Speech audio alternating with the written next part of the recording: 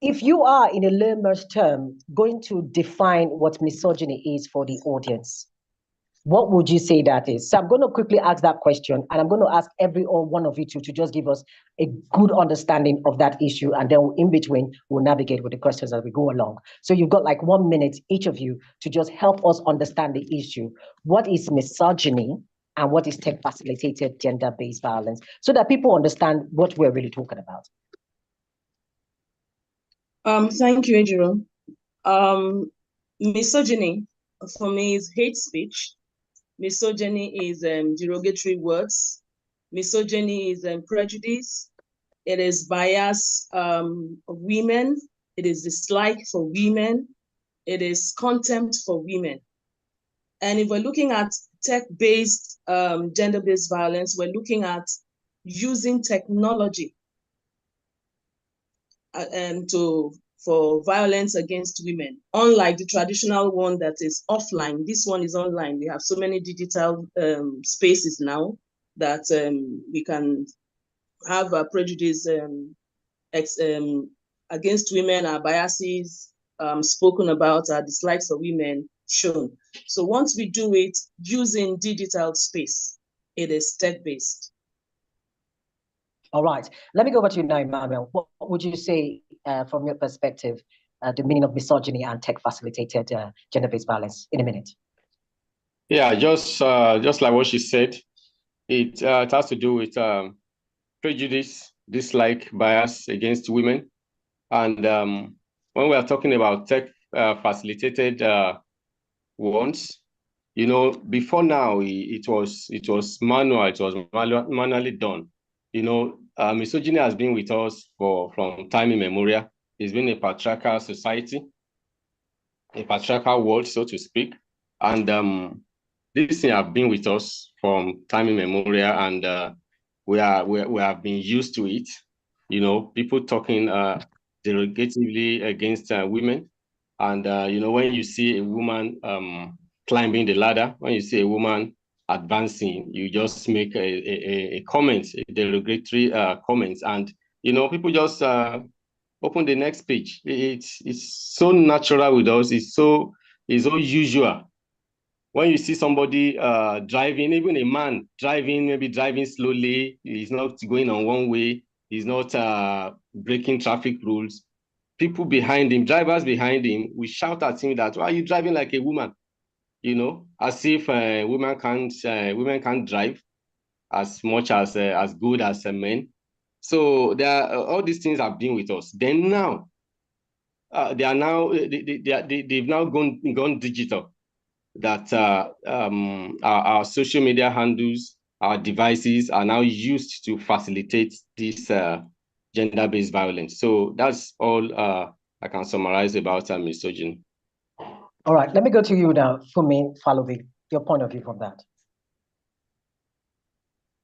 You know, in a simple layman language, it's just like saying, I don't like you.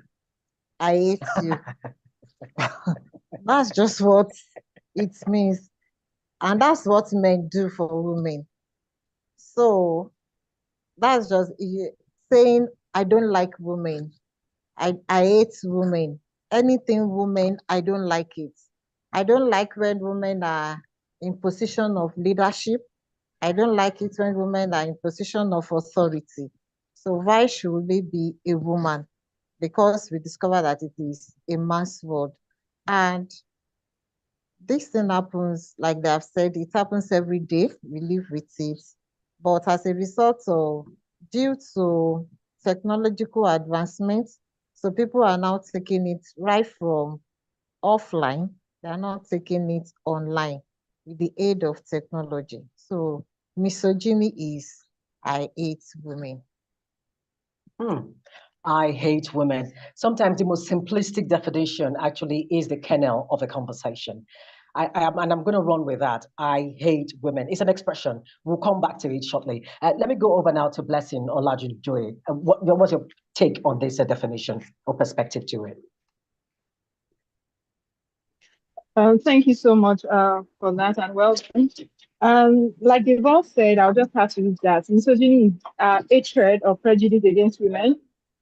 oftentimes and typically exhibited by men, oftentimes. So it's just it's a consequence of the male dominated society that we found ourselves. So we see men perpetrating every form of hatred against women. And when we say tech facilitated gender based violence, it is basically using technology, weaponizing technology and online platforms to attack women and girls on the basis of their agenda. So you see people coming online saying a whole lot against women just because they are women, and then they are using these tools. So it could be in diverse forms. We know that there are different forms of gender based violence. So when it is being perpetrated online, that is when it is tech facilitated GBV. All right, thank you for that. And let me go now to Lekon Tufuduri. Your take on that. Well, I'm not sure if anything is still left from what they have said, but like Fumi said, I don't like women. It's just that that attitude of just not tolerating women in your space, thinking they are less human, so to say. So that's simply misogyny, you know. And it's interesting that while doing this survey and every other thing, we met people who are learned, who have experienced this, but they didn't know what name it is called, even though it's just grammar. So that is, and tech facilitated is just like I've said, it's when we use technology. Technology is supposed to be for networking, for community development. It's supposed to be social, but it has been turned into a weapon where other people are made are abused. You know, it's a space where people can hide and abuse people and call people names that they won't call them in their face. And that is why it is tech facilitated gender-based violence. Good point. You've just identified the fact that, one, all of you agree that individuals can perpetuate misogyny. Leko Tufuduri just said that even educated people, which means within institutions themselves, by itself, and their enabling environment and the way they're structured can also be enablers, right, for the conscious narrative of still thinking that I don't like women, they cannot be in top managerial positions, it should not be held by them, and all of those kinds of narratives. And then we also see from our conversation so far, even though it's not as touched as it should have been, we could see that there's also the religious aspect of it that may actually be stimulating the hate for women. We've identified that there's patriarchy. Yes, patriarchy drives that. But religion too, through its teachings, are also driving that. And that's why it's commendable that the Journalists for Christ is taking up this responsibility in advocating for media literacy and the conversation about this topic. Because at the end of the day, people respect the religious organization when they bring an issue before them. And they would take action or change their habits when a religious leader or a mentor within religious setting or even social settings are able to influence them. But then quickly, ladies and gentlemen, I notice we may not have touched something that I feel we give it a more expansive conversation. I don't know how many of us have, for example, come across what is called the internalized misogyny, the lateral violence, as well as the horizontal oppression, where, for example, like the internalized misogyny is where women internalize and perpetuate negative attitudes and stereotypes about women against women due to social conditioning. So I remember Fumi Falobi said, I hate women. So that expression, I hate women, and not give opportunities to women or recognize women, is something that is a social conditioning that even women express. Women hate women. Men hate women. So the conversation now is actually broader. It's about a culture and society and political posturing and even religious tuning that makes us feel that men, women can hate, do hate, and perpetuate the hate for women. And then we now look at the lateral violence, where women direct aggression, hostility, and violence towards other women as a result of systemic oppression, especially with power imbalances. And then the horizontal oppression, where women oppress, experience discriminate against other women when there are small pockets of advantages. I just wanted to throw that in, but this conversation is for you all to really talk about. So quickly, let me go on to ask this other very significant question. Now that we've understood the issue, right, by defining what misogyny is and in the context of tech-facilitated gender-based violence, can you explain what, for example, let's look at the issue from the social media monitoring that has been carried out. What are the indices and how does misogyny and tech-facilitated gender violence manifest online? Let me start with Emmanuel. What would you say from that social media monitoring that you have observed, documented, and analyzed? Yes, this project actually started last year, and it started with social media monitoring. We monitored some social media platforms like Facebook, Twitter, Instagram. We monitored all those, and in the course of the monitoring, we discovered a lot of things that tilted towards misogyny and online gender-based violence. The figures are clear, and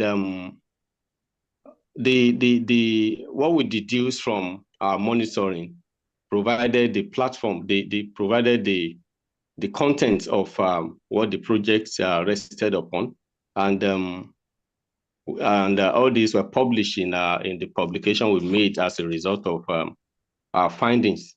So when we talk about misogyny and online gender-based violence, we are talking from a background of research, which these things exist, and in the publication we have tons of them. We have a lot of evidences. So these things are not just what we just talked about. They are product of research, and we found out that people even do it, effortlessly. Once somebody has a phone and data on it, you just go online and just make comments, and people start sharing. So you may not have committed misogyny, but you may not be the first person to do it, but by even sharing and by talking about it, by liking. So we gathered a lot of information on that. Some people are really champions at that, while some are just, when you see something and instead of you to talk against it or to not to like it, you start liking, you start smiling, sharing, throwing emojis. It means you are as liable as you are as guilty as the person that is starting the content. So a lot of these things were discovered in our findings during the research. Okay, Ugoma Kuki, you want to share perspective to that from your social media monitoring? All right, thank you. We discovered from the monitoring that we had different kinds of manifestations, including doxing, deepfakes, cyber stalking, sexting, and revenge porn. All of those sound like big grammar. Big grammar. Cyber stalking is an act where you use the internet or social media to harass and threaten people. Mm-hmm. That's cyber stalking. If you're talking about sexting, is like sending people sex messages unsolicited, for that matter. We found out that a lot of that was happening when we did the monitoring. And then we had also the doxing. Doxing has to do with harassment and intimidation using the social media space. And then the one for deepfakes is when you generate audio and video and you use it to deceive people. We also had that. And then we had the revenge porn, where people will take people's private videos and images and put them online, put out their details and all of that unsolicited for. Those were part of the things we found out was happening when we did the monitoring. Fumi, I can't wait to hear your perspective on that. Can you hear me? Is she still there? Have I lost everyone? Can anybody hear me? We can Yes, hear I you can loud hear and clear. you. We can Okay, hear that you. means that means Fumi is no longer there, perhaps. Okay, let me just go straight to Blessing until Fumi comes back. So, Blessing, let's marry this conversation about social media monitoring and then looking at case studies, because I know you were pretty involved in this analysis, this uncovering and understanding of the depth and insight into this. Thank you so much. I just want to mention that Mrs. Fumi is on the call. She's even trying to speak. I think it's a connection because the microphone is unmuted. Okay. Just to answer your question. So some of the key things that we found out is that cyberbullying and cyber stalking are leading on the categories of sex-facilitated GBV against women. We also found out that women in leadership positions, female politicians and entertainers are the highest category of people who are targeted with CFGBV. And there are a lot of case studies.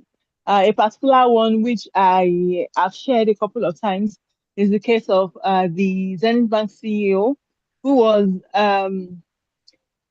was harassed, insulted, abused because she emerged as the first female CEO of the bank, and someone came online to rubbish her achievements, rubbish her pedigree, and say that nothing in this world could she have done to have deserved that position, if not only or except that she had slept her way to the top that she had. And she's the hookup girl, and of course in local parlance you know what hookup girl means, like you just basically slept your way to the top. And then he continued this narrative and stood by it even when people were really attacking him to say that was wrong. But one major thing that I also highlighted there is the fact that at some point when the backlash was a lot, he had to surrender and said, oh, he was sorry, he didn't mean to say this, he didn't mean to say that, he was going to change. And after some time, he said he had changed. So it means that when people keep silent about issues of abuse, of violence, CFGBV against women, it means it will pass. And more people will come and do it and begin to perpetrate violence against women and girls. So it means that we need to begin to stand up and begin to speak against these issues and these cases just to ensure that it doesn't thrive. Another thing I would also like to add is the fact, some of the things that we found out is the fact that this category of perpetrators, they also target the vulnerabilities of women. I already talked about the fact that they target women in leadership positions, celebrities, politicians.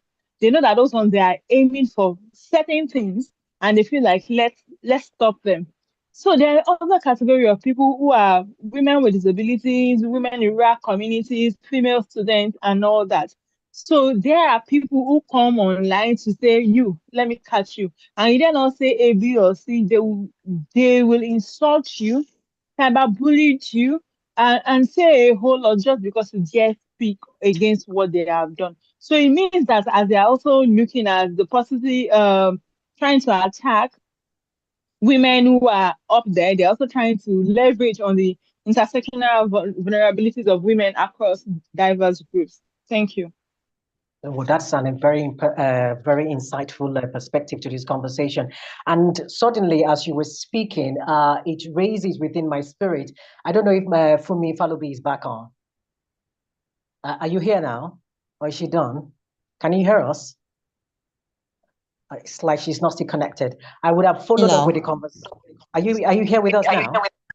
Yes, I can hear you. Can you hear me? I can now hear you. Fantastic.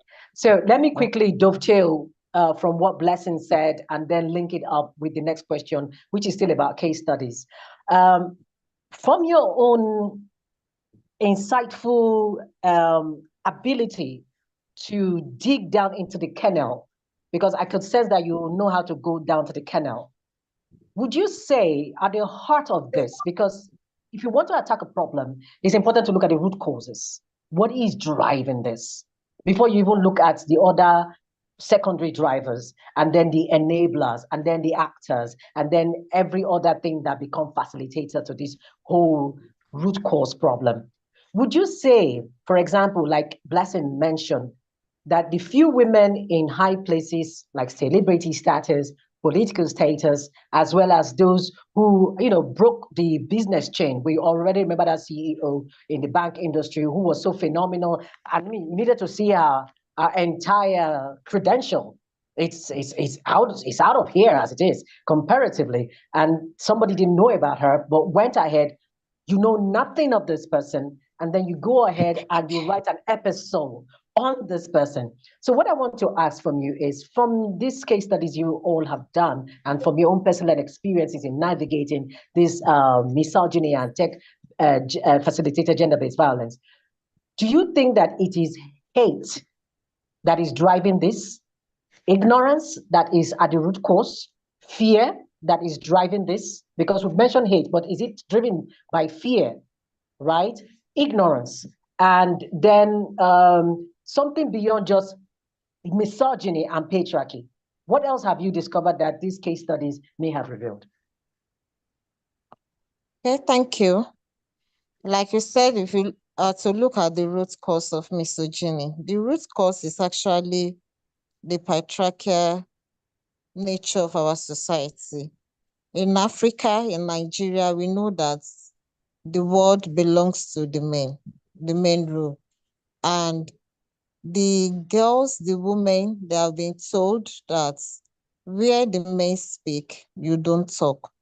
Where the men are, you are not supposed to be heard. You just keep quiet. So, coming from that background, you now discover that as the world evolves, the men, the boys, they are growing to men, and they are coming up with that idea that I rule, even right from the family. It starts from the family. You have a boy child and you have a girl child. You will see the way the boy child will be behaving to let you know that I am a man of the house. And you will see the way he will behave to that girl in the house. Even if the girl is the older, you will see the way the boy behaves, because the society has made him like that is the real ruler, is the leader. So as we are growing, coming up, and the society is evolving, you now discover that even women, like you said in your intro, that women hate women. Yes and no. So the women that show misogynistic action against women are because they have been conditioned in that way. They grew up to know that as a woman, you don't talk. As a woman, there are certain level that you can get to in life. So when they also see women going the extra mile to become something great in the society, and the men are talking about it, they could not fathom why a woman should be at that position. And that is why when the men start it, the woman will pick it up because of the patriarchal nature. And now ignorance, yes, ignorance, because thank God for knowledge, thank God for involvement. We have been able to see that with communication rights, with research, we know that women also have rights, and that women all have communication rights, they have empowerment, and there is the need for equality and equity in the society. And in getting the equality and the equity, that is why we can now come out and talk about it. But you discover that the ignorance is still there, and it's actually affecting women a lot. This misogyny and tech facilitated gender-based violence. When you look at it in the digital space, you see women doing a kind of self-censorship. Because if you attack me online or you harass me online, I will not be able to I will not have the confidence to go to that online space again. And so I will do what is called self-censor. you will no longer see me there. And that is what is happening to many women now. And the emotional and the psychological effect is also there for them. Because of the psychological harm that women face when you attack them online, it gives women this defeatist attitude, and they will not be able to have the willpower to pursue what they wanted to pursue again in the society. And you also discover that as a result of that, some become depressed, some have suicidal thoughts, and even in the course of this campaign, we have come to the realization that some women have even killed themselves because they do not have the willpower to go ahead in life anymore. And some were like, what is the essence of living? So some are taking their life. So these are the cause of misogyny and tech-facilitated gender-based violence in the society. And not only in Nigeria, it is all over the world, because technology is without barrier, is without boundary. So what we see in Nigeria is what obtains in other countries of the world, whether developed or developing, is the same. All right. Now let me go to Lekon to Fudunri. There's a perspective that Falobi rather, just brought to light. The importance and significance of how social and religious conditioning can actually create a people, a generation, to exhibit certain behavior, retain certain mindsets, and engage in certain activities that are stimulated perhaps because of maybe religious teachings and things like that.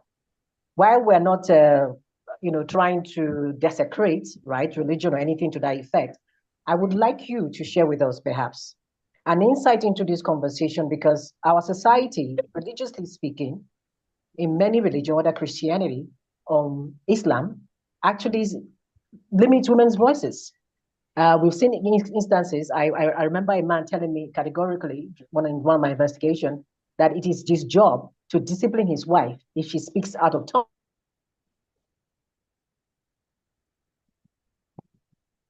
And the woman has no say. And then in Christianity, there's a teaching in certain verses, depending on which arm of Christianity people are these days. You will see where it says women should be silent in the congregation, right? So there are so many of these conversations, and we're wondering, from that case study, did it reveal how religion, in a manner of speaking, may have inadvertently contributed to this menace of what we see in misogyny facilitated by tech in the space that we're all in? I mean, globally speaking, for that matter. So thank you for your perspective. Well, I don't think we need to belabor the issue. We are very religious and culturally oriented society. So we grew up with all this. What like you are saying now. Sorry, can I go on? Yes, please.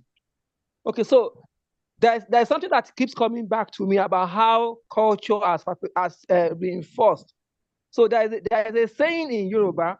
It's not a complete one. They say something like, it's like saying that the way a woman laughs does not make a man beat her. It means that the normal thing is that the man may just want to beat, So it's taking the woman to find a way of preventing that beating. Just tell you how some of these cultures have been ingrained. Unfortunately, we are supposed to be developing, we are supposed to be new generation. But even among the new generation, they like that part of the culture that gives them power. And that is why those kind of things are transformed. It's not written all over. It's not clear. Nobody is saying I'm doing this for religious, but these are things that people grew up with. And if you break it down, you discover that they're just acting to time. They're acting to what they have experienced. Even with, like you said, in religious circle, you'll be shocked that even when you go to some religious gathering, these things are sort of normalized, And that is why the more we speak about things like this, the more we point out to people that, look, we are all men and women created in God's image. So no one should be made to look inferior, and any other religion like that. So the point is that it is not clear. Nobody will own up to say it's doing it for religious reason, but these are things that are ingrained. There are churches where women don't lead, don't play some major role. There are churches that are led by women, but they're in a minority. So the point again is that religion and culture is heavy. Modernization is not taking part of that part of ourselves where we exert our power over women away, and people justify it. And that is why, even when there's a lot of bashing online, when we call it bad boss or whatever, people just bring out their arm and they do damage to anybody, especially women. That's where I want to explain it. And I love the perspective you just threw it there on the gauntlet. That was fantastic. And let's now look at the impact of this facilitated gender-based violence led by misogyny. I mean, Ugoma Kuki, from your own perspective, because Fumi has given us an insight from her own experience. What has been for you the experience of victims, the impact on them? Yeah, thank you, Jiro. One thing that Fumi mentioned was fear. The essence of this whole thing, that's why I like the fact that Leko mentioned that no one should make anyone feel inferior. And unfortunately, that's what misogyny does. And that's what the people who do it want to achieve. They want those women, those girls, to feel inferior and to lose self-confidence. So the one effect is that girls or women who these things happen to, most of them will lose confidence. They won't want to show face anywhere. Some of them will now have this fear. Because what happens also is that the communication rights of these women are trampled upon. They don't want them to talk. You should keep quiet. Women are supposed to be seen, not heard. So what that makes them feel is fear. They want to talk, they're afraid to talk because they don't know what people will say and the kind of things they will say to them. And then there's also this anxiety. People are it brings anxiety because when people bash you here, bash you there, you are not even sure about yourself anymore because you're already losing self-confidence. You're not sure whether you are who you initially thought you were. And so a lot of people go into depression because this thing becomes traumatic for them. They don't know how to deal with it. They go into depression. And so some of them end up not even having self-esteem anymore. They have low self-esteem because, like I said, you are not sure you are who you originally thought you were, because people have told you are not supposed to do this, you are not supposed to do that. And so some other people go into isolation. They don't want to come out, especially if you are the type that the one that originally is introverted.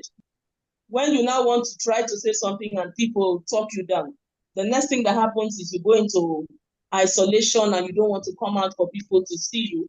And this really affects people because people who are talented can no longer use their talent. People who want to do things can no longer come out because they have already given them the impression that they are nobodies, that they can't do anything, they can't be better than they are. Meanwhile, all of these are harmful stereotypes that they have met as they come along. Then we have this also of people who, because of what they have seen, we have talked a lot about cultural and sometimes environment.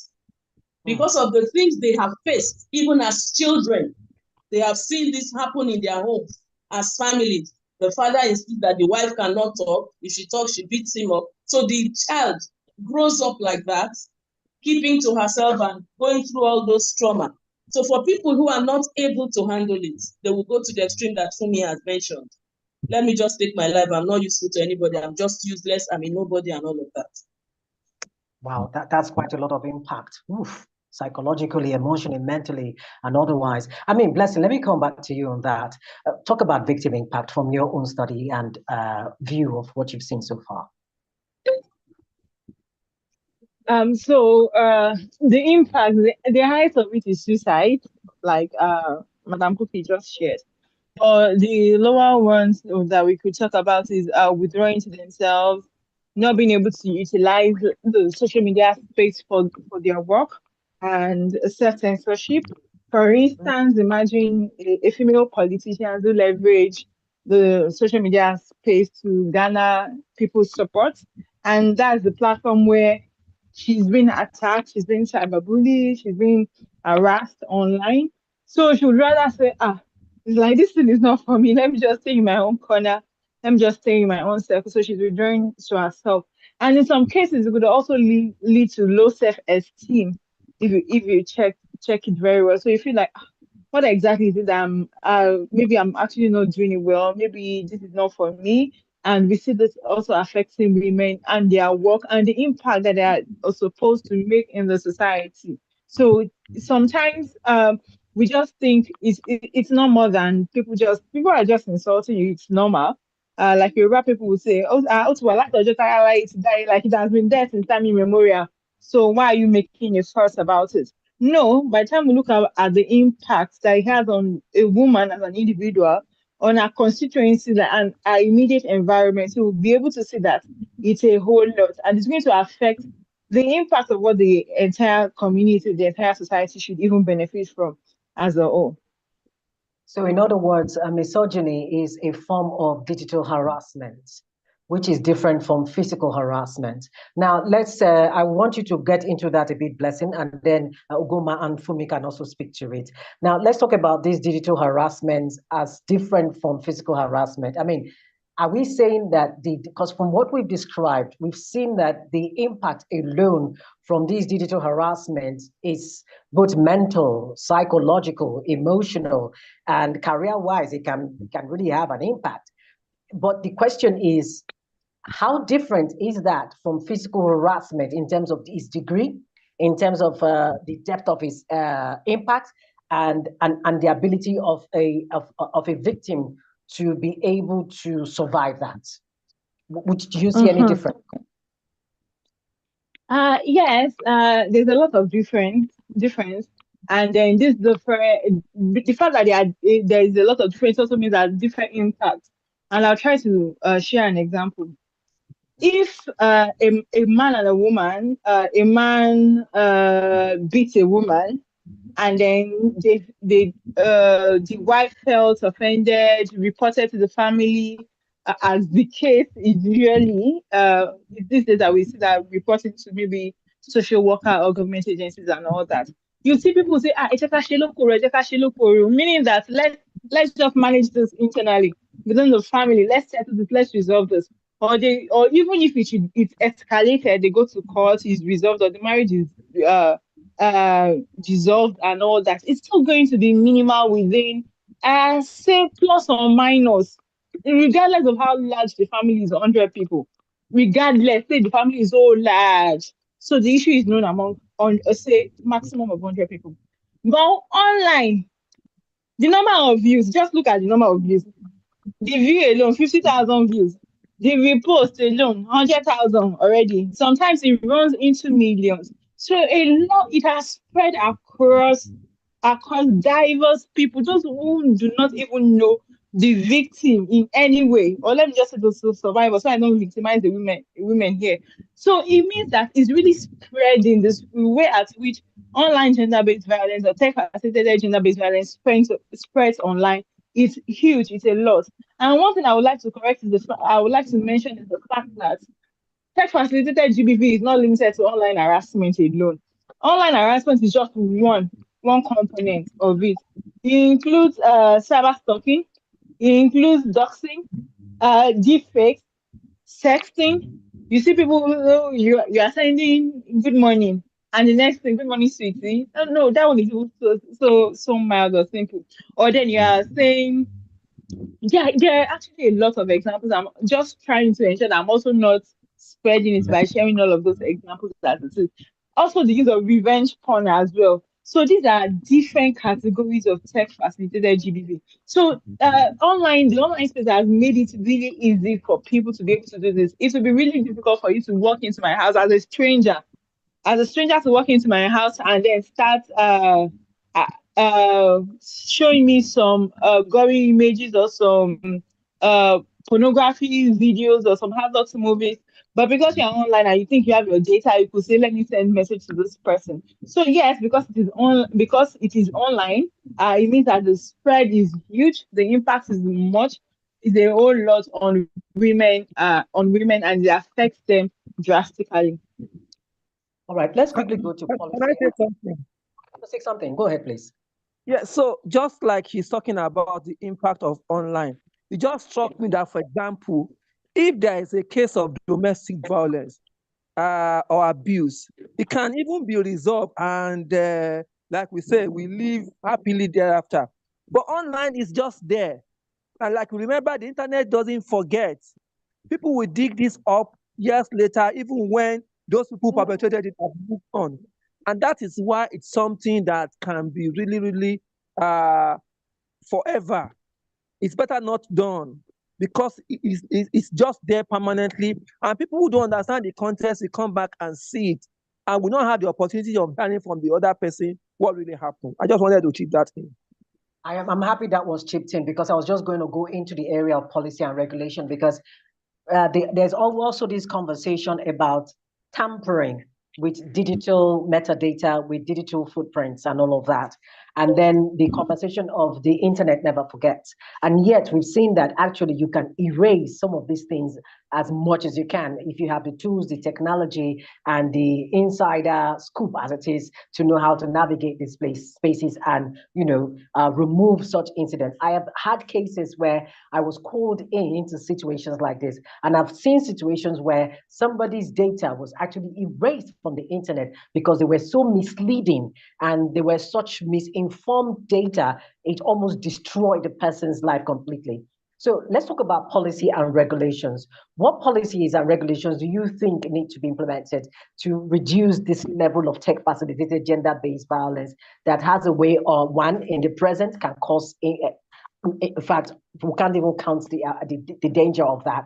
Then in the midterm level, the fact that it can stay with people. Then three, it can be dug up and resurrected, that is where. And then we also talk about the issue of privacy, protection, right to information, Freedom of Information Act, and all of these conversations, all relating to being able to hold somebody accountable. Because if somebody can erase some story, it means that the crime they committed can also be erased, even though it can be for good and bad at the same time. So let's have this conversation. So quickly, let me go to Iman.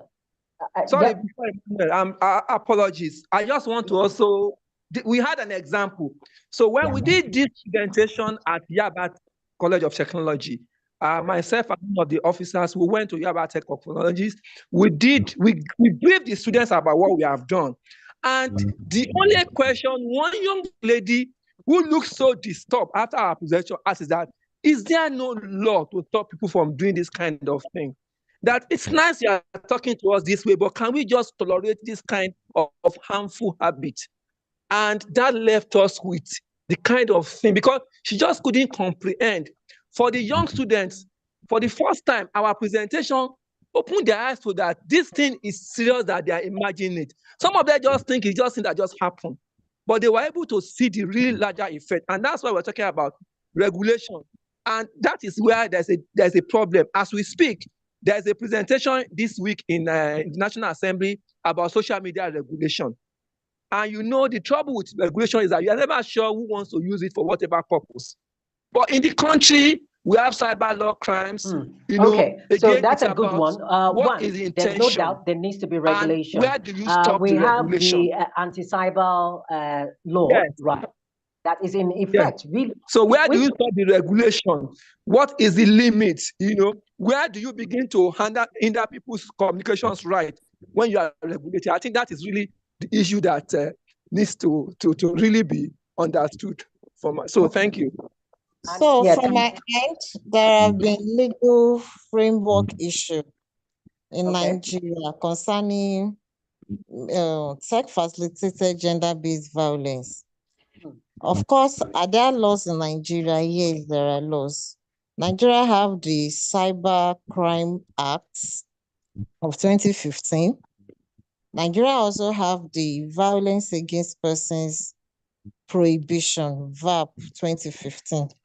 And Nigeria also have the Nigeria Data Protection Act. But the problem with all these acts is that implementation remains huge problem. And for Cybercrime Act, it has been discovered that instead of government using it to actually fight for the communication rights of people, including women, the marginalized groups, and girls online, it has been used against the people itself to fight against freedom of expression online, and which was not the real essence of the establishment of that law. For Violence Against Persons Prohibition Act, VAP, what happened with that particular law is that that law operates in Abuja, the Federal Capital Territory.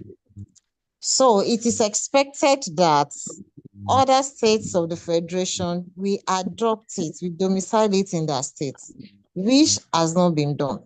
So you can see the problem now. So if somebody harassed me online, if I'm not a resident of Abuja FCT, it means I cannot use that law because I'm in Lagos. The law, I don't know if Lagos state government has adopted that law.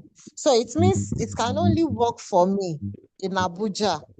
So if I'm in another state of the Federation, that law cannot work because that state will tell me that there is no such law in that country. So the legal framework has been a major problem in Nigeria concerning tech-facilitated gender-based issues, as well as fighting the cyber stalking, cyberbullying, and all of. But what for us as Journalists for Christ, what we're actually looking at is fine, the laws are there. The implementation may be not effective. But we are also trying to look at behavioral change. If we are able to get people to change their behavior, to change their orientation about women and girls, to change their attitude about women and girls, then we will be able to have edgeway in the fight against misogyny and tech-facilitated gender-based in Nigeria.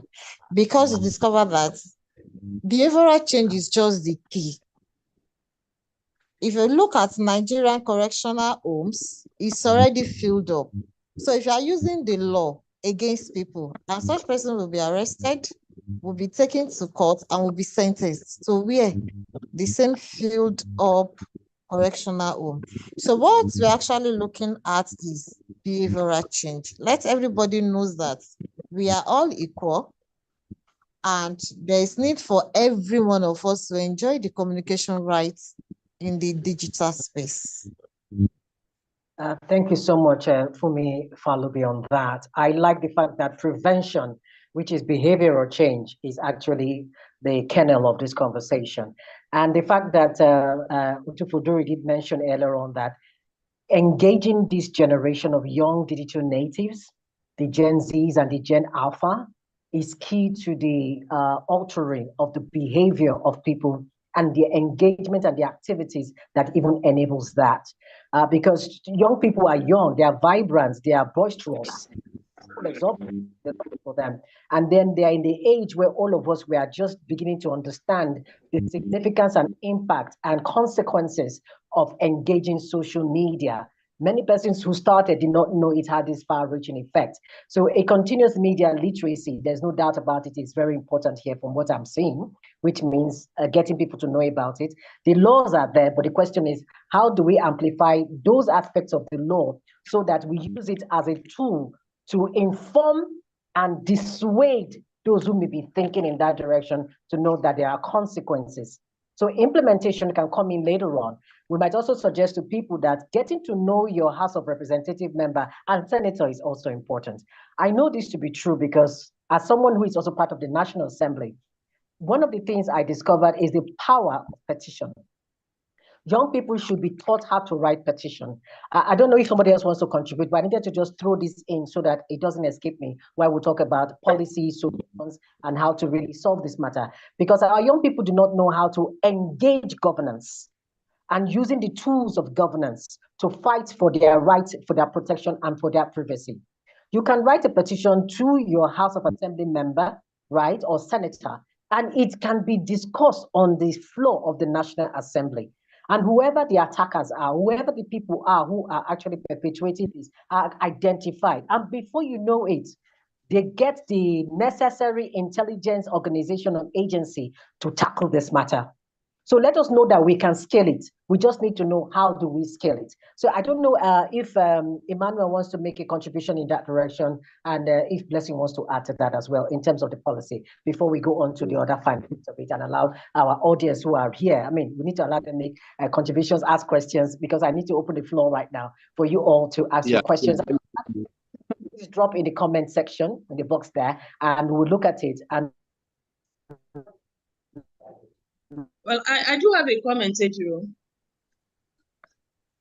as regards the policy. Your microphone and ask us. Yes, please. Yes, I do have a comment, because when we talk about implementation, we make it look like we don't have those laws. We have those laws. We even have, Fumi has mentioned some of them. We have the National Gender Policy 2006, the Child's Rights Act. And like she said, some places it's domesticated, some other places it's not domesticated. Even where it is domesticated, who tries the law? A lot of times, nobody wants to do that. We're all waiting for the first person that will try the law. So it's not just about the laws being there, it's about people deciding to try the law. But what we find out is that a lot of us, even though we know it's there, yes, sometimes we don't know. I gave an example sometime of a lawyer who told me, I don't know what law it is, but he told me that if I'm walking on the road and somebody says to me, Ashawo, I should just get a witness and get that person and come and report to him. He will use the person to eat for 2 years. And I'm wondering how that will happen. Because there's a law, but what you need is a witness. But how many of us know that that exists?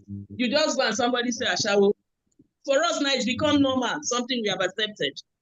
So apart from these laws being there, we need to test the laws, which most of us are not doing. And like you said, we need to highlight some of these laws. And that is where the media comes in, which is why as part of these projects, we're doing advocacy to media houses, to religious institutions, to institutions, and to several other places, so that they know that we need to escalate these laws. Let people know that these laws exist and this is what they can do. And we all have a role, not just the government enacting laws.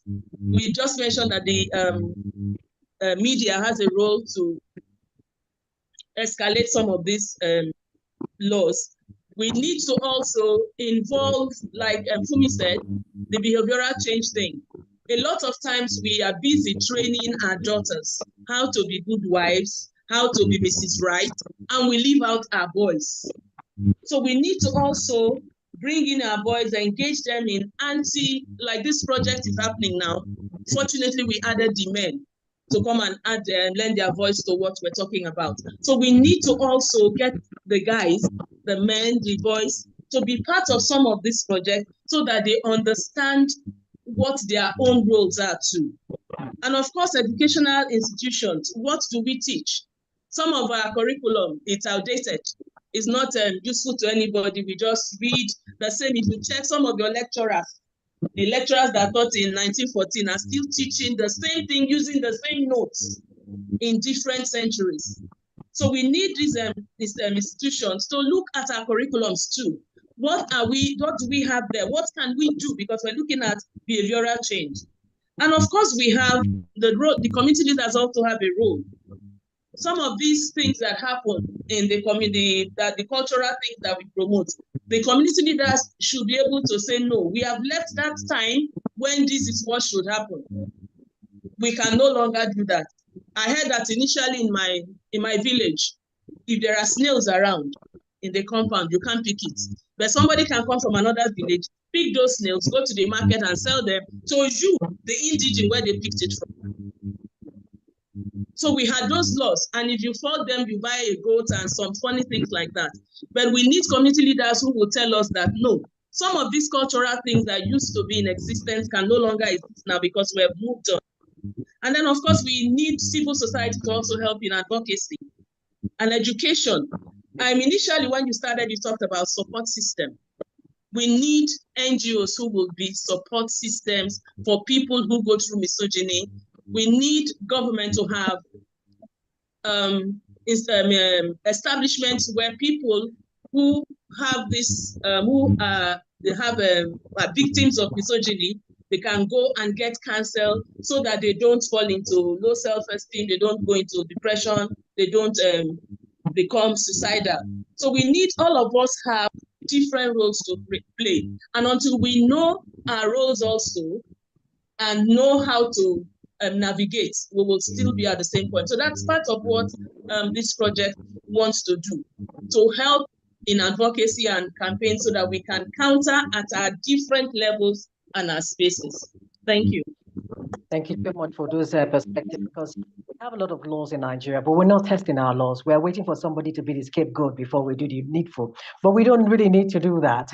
So quickly, on the chat, I know that a link has been sent there for all of us to quickly fill in. So please go ahead and fill in just before we round off. That'll be very grateful. We'll love you for that. Thank you. And then if you have any question, please feel free to raise your hands. Raise your hands, open your mic, and go ahead and make the question you want to ask, or your contribution or your perspective, if you want to add to that, that will be great. So go ahead, please. The floor is now open for every one of you to have your say, as it is, on this very important conversation about combating misogyny and tech-facilitated gender-based violence. And yes, let me quickly add a perspective to this.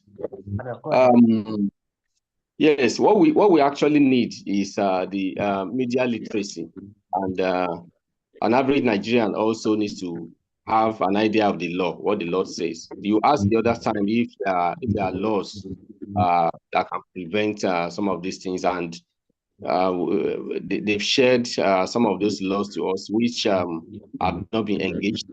It's not enough to have laws.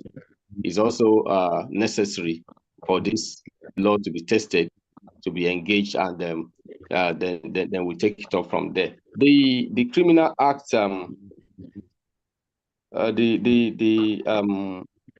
violence against persons alone is enough to cater for a lot of these things that we saw in the monitoring. But how many people even know about it? How many of the survivors, don't let's use the word victim, how many of the survivors of this evil acts even know? Instead, they just coil and just fold, just walk away when their rights are being infringed upon. So I think the media needs to do a lot. The media needs to do a lot, and like Mrs. Koki said, that's why we have been going around doing advocacy with this publication, with this information to media houses. We've done in English, we've done even in Yoruba, on some Yoruba programs on radio, and a lot of people are getting to know about it. But it's not enough. It's not enough yet. The media needs to really join us. This project is a novel project, but this problem has been since from time immemorial. But gladly we are getting into it, and we want more media partners to look into this and take it up from where we stopped.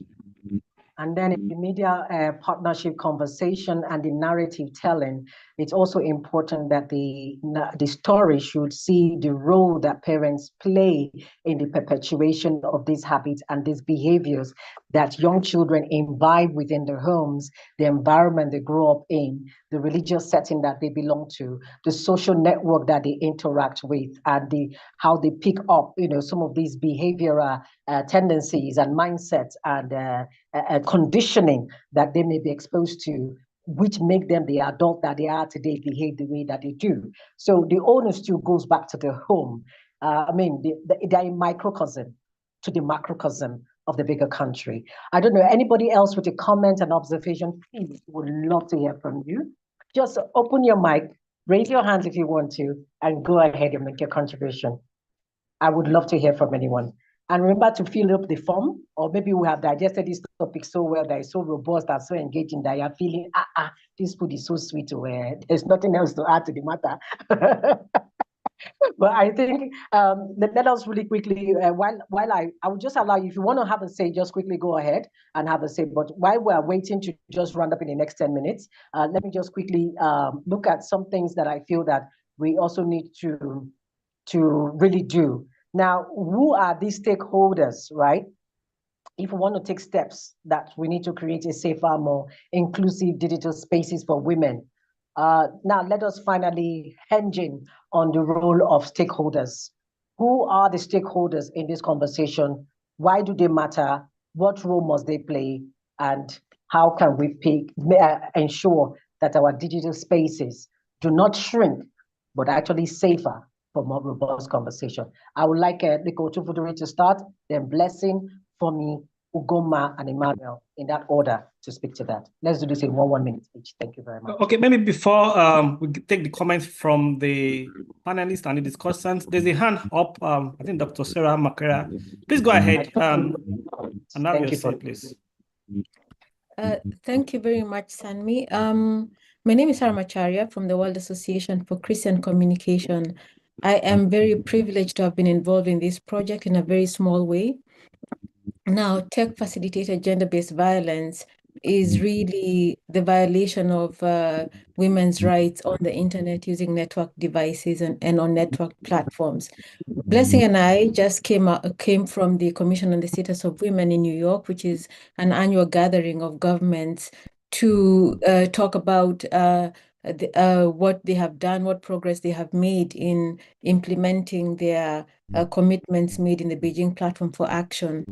In all the sessions that I attended, I don't know whether this was the same for Blessing, but in all the sessions that I attended, TFGBV, which is misogyny, is one manifestation of tech-facilitated gender-based violence. So TFGBV came up in almost all the sessions I went to.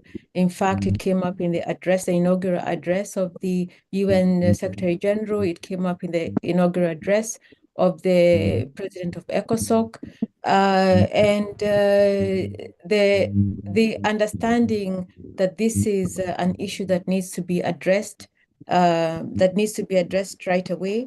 I think that has come a long way. Even understanding that TFGBV is actually a crime that needs to be dealt with in the same way that such crimes are dealt with offline, then the same kind of measures need to be taken online. There is, and I'm really, really glad to hear this conversation happening, because it doesn't happen in many spaces.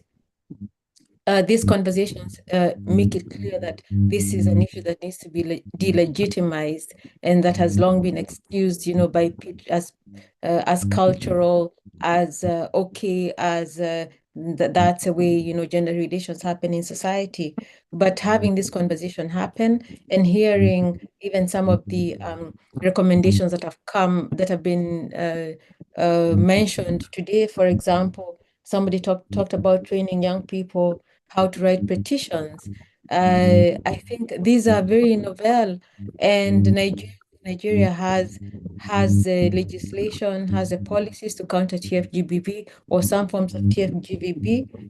Nigeria is far ahead of many other countries around the world, and speaking from a global perspective, having a sort of research what's happening in other countries worldwide.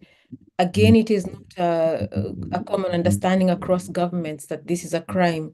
And to hear this discussed in this space and in many other spaces that JFC has organized, I think is one step towards making sure that this epidemic is going to is going to be checked. And given the fact that technology is evolving all the time, and these technologies, with them come very many ways, creations on how to violate the rights of women and girls online using these technologies. So it's really a comment and an encouragement. and to say that and to give a global perspective of where the world is and what the conversations that are happening at the global policy stage are. So thank you for this, and thank you, JFC, for taking this work and running with it. Thank you.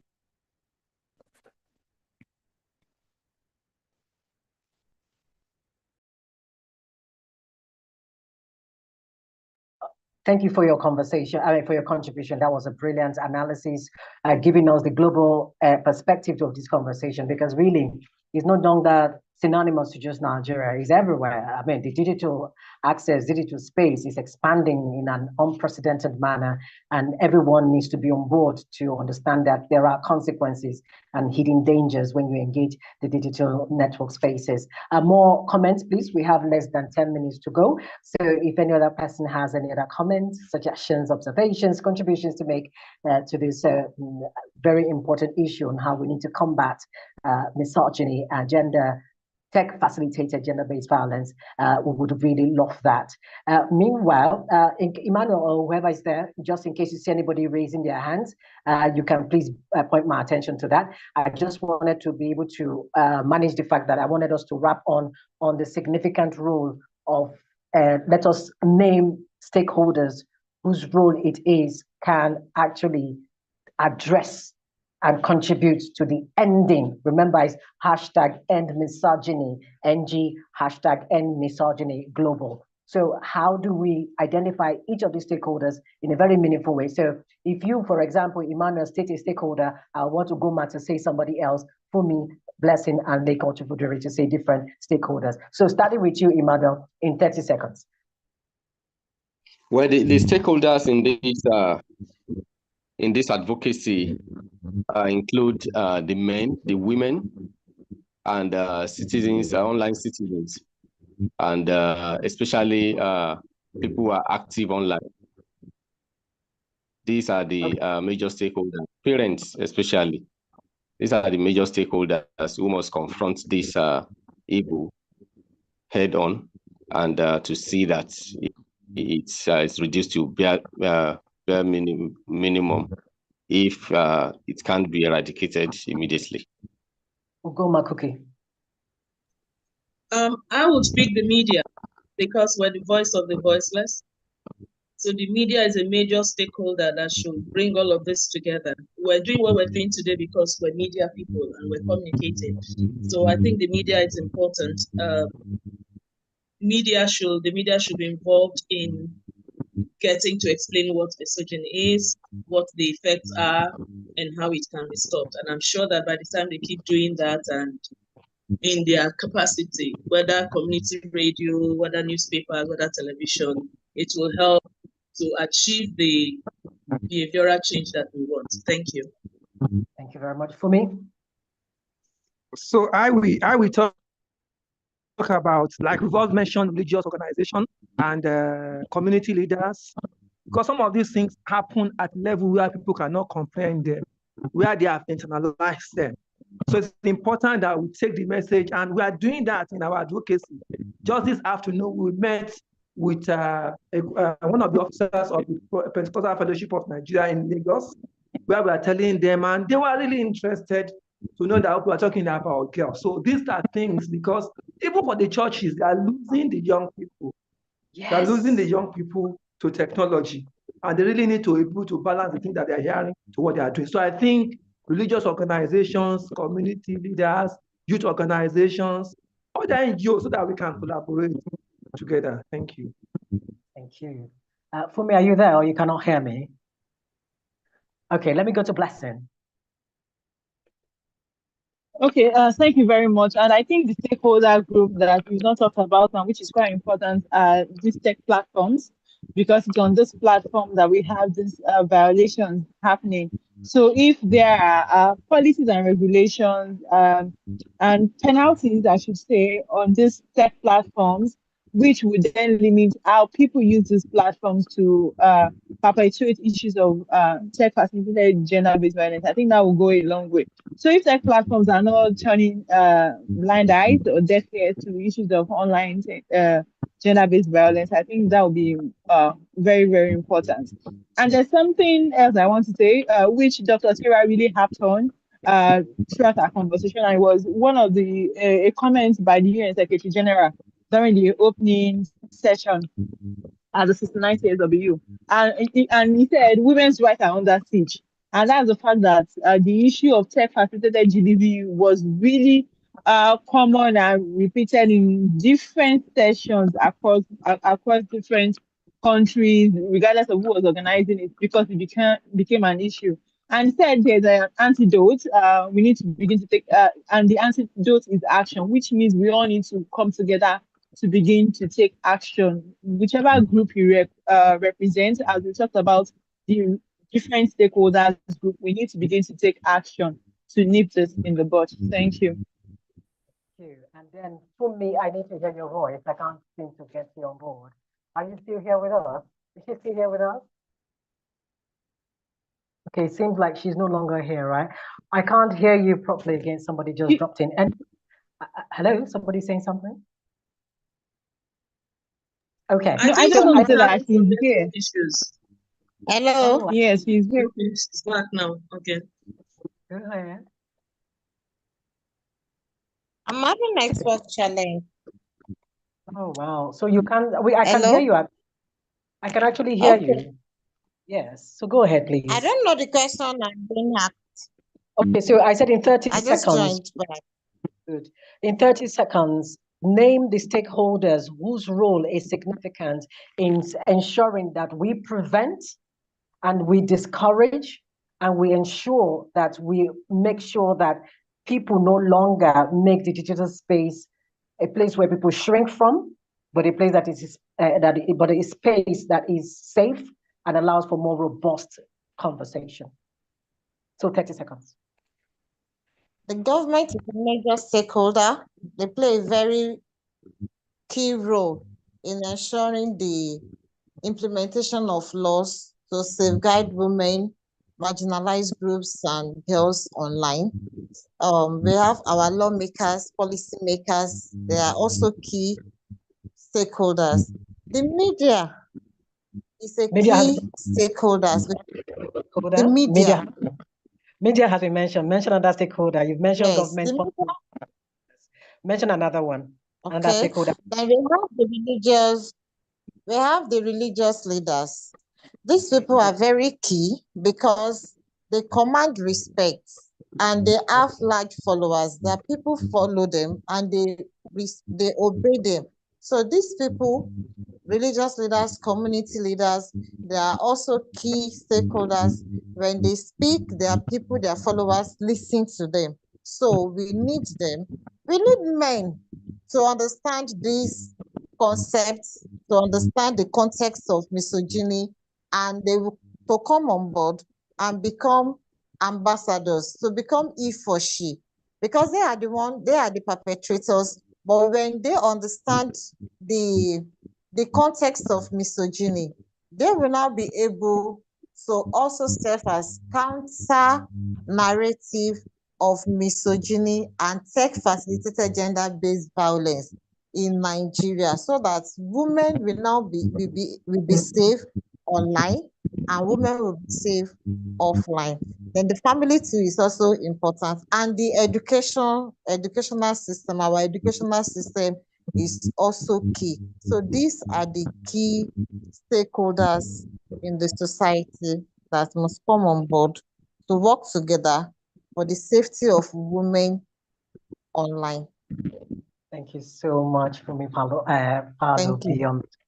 And let me put this as my last word. Just like we have misinformation fact checkers, I think it's also time we have the misogyny checkers. Why? Blessing mentioned something earlier on. She said the tech companies, the platforms, the owners of it, those behind this platform where these things happen, they need to be held accountable. But we've also seen that they cannot do it alone.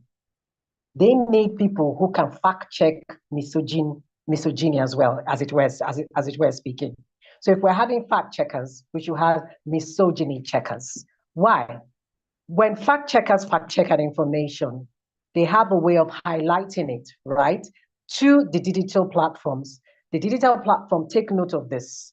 And as soon as somebody spreads that same misinformation, the digital platform clamps in on you. And then they took note, they really take note of who you are, right? Take note of who you are, and then they will suspend you. And when they suspend you, the penalty is insane. They will demote your rating so low that you feel like, oh my God, why am I not being seen? Why is nobody seeing me? That's because somebody fact-checked an information that you shared, you became an enabler, and they had to disable you. So just like we have these fact checkers, misinformation checkers, it's time we created a collection of young generation of Nigerians, East Afrikaners, South Afrikaners, North Africans, and within the entire global space, Europeans, Americans, name it, you know what I'm saying? All of this, whether they are Australians, whether they are from Canada, it is time we begin to create these clusters of misogyny checkers who we also identify profilers rather, who are engaged in these kinds of activity, like that guy who went after that MD of a bank, right, who was nominated to occupy that position. I mean, she got elected, she won it. Why are you contesting it? That kind of person, somebody would have just highlighted him. It would be notified to the platforms, the digital platforms, and their owners and the tech platforms, and then they would do the needful as necessary. So at the end of the day, just like Falobi highlighted, it's also a community effort. So we are now a community of global digital conversationists. And then the only way to do that is also make sure there's a global digital misogyny checkers checking the excesses of these enablers. And hey, we're not targeting men. We're not saying that men, you're bad. We're saying that there are certain behaviors that have been exhibited, handed down to children and generations, and it's time we say enough. So once again, thank you all for being part of this conversation. I am very grateful. Okay, I see a message here. That's an excellent idea. Okay, let me quickly read some of the messages here so that I don't miss it. Misogyny checkers, that's an excellent idea, particularly now that social media platform moderators have been done away with and replaced by community notes. Yes, yes, thank you so much for that comment. And then we have, okay, if you've not filled the form, please go ahead and fill the form. We thank you all for being part of this conversation. We cannot thank you enough for making this happen. But before I go, I'm Lady E, Ejiro Mokoro. I will now hand over to Sammy. Sammy, Falobi, are you there? Okay. Thank you so much. I call her the lady with the golden voice. I'm sure you've enjoyed her golden voice. And she has actually done very well with the moderation of this session.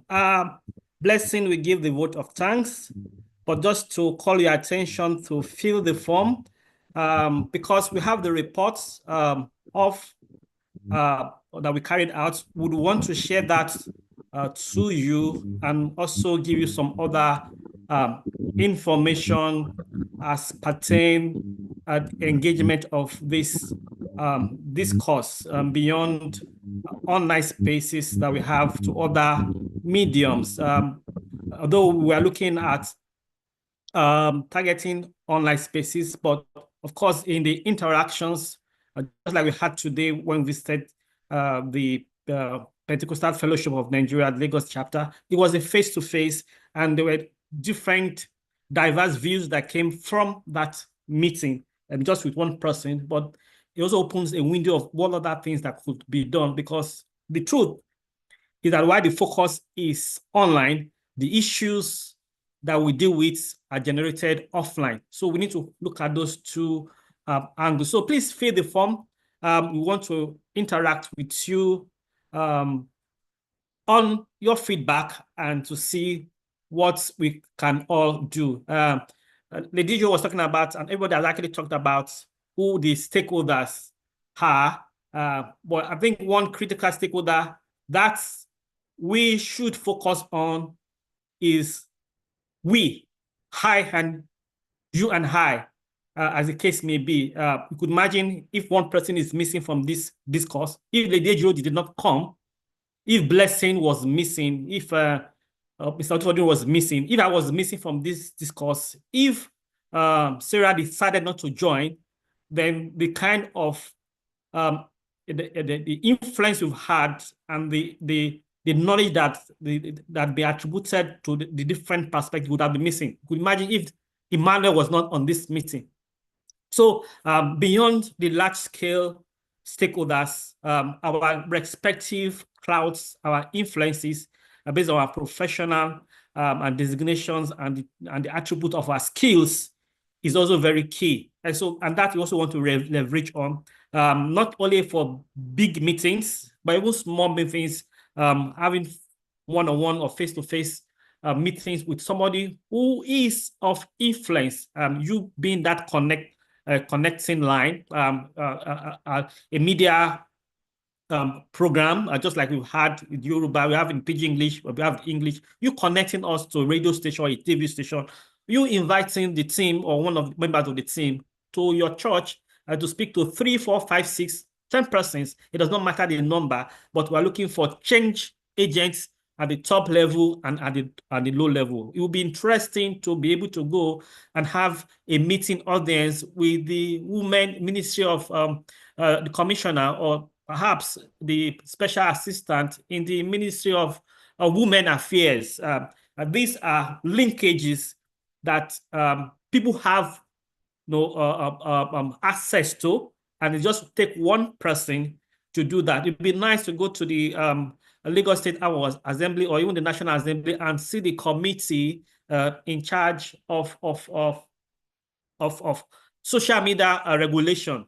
But it takes one person to connect us to that. So whilst we may want to do, and we're doing this, we still continue to do this based on the program from the GFC implementation of the project. We also need our personal capacities and capabilities to come on board. So I'm just flipping through the reports. I don't know whether you have seen it, but there's really no time. We need to end this. But there are other aspects of the reports that the discussants are not able to touch due to time. So we want to send a report to you for you to have a view and then make further influences and as the case may be. So please, I need within you to please fill the form so that we have almost everybody that is on this call captured, because if the Zoom ends now and you're not yet in that, your name is not yet in that form, they will be losing your heart. So please quickly do that while we take the vote of thanks. So from me, as the member of the Journalists for Christ and the project advisor, I want to thank you all for coming. This we continue in different phases on Twitter, on Facebook. And again, we still do this Zoom again, and then in the other platform that we have. Hand over to Blessing now for the votes of thanks. Thank you so much, Mr. Atomipalori, for handing over to me as the baby of the house that I am. I want to say thank you, everyone, for taking your time to be here this evening. It's a Friday, it's close of work. Some are just maybe leaving their offices, heading home, or staying somewhere just to ensure you're a part of this. We really appreciate you for your time. And want to sincerely thank Mrs. Oluwatosin Dokpesi, who has been a part of this conversation. We observed that you joined from the beginning to the very end. We sincerely appreciate you. For those who do not know, because I accept maybe Dr. Sarah, but I believe we all should know, Mrs. Oluwatosin Dokpesi, she's an experienced and passionate media professional with over 20 years of experience in growth, broadcast, and digital media. She also focuses on issues of gender equality, education and empowerment, and advancing the rights of women and girls across different sectors. We sincerely appreciate you, Ma, for your time. We know that you're in solidarity with our cause, and that's why you're part of the conversation. We hope we're able to get more opportunity to expand this conversation beyond here. Thank you so much, Ma. And thank you, everyone, for being here. Thank you, thank you, thank you. We cannot thank you enough. So on that note, I want to say that we've come to the end of the session for today. Thank you so much. I don't know if you'd like to take videos or screenshots so we can turn on our videos.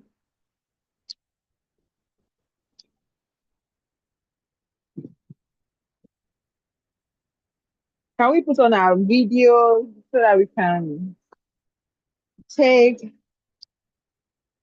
pictures? I'm using a mobile. Who is able to record? Who is able to screenshot?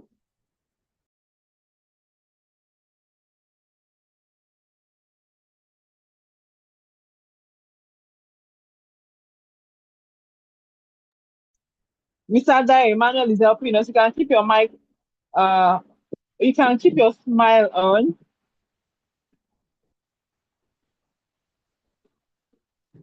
Keep Can you see me? smiling. Yes. Dr. Sarah, good to see you again.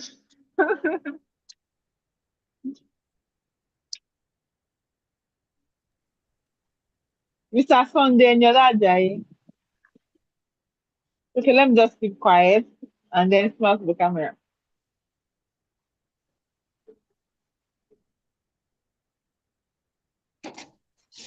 Good evening. It's nice being here. Let's know if you snapped her.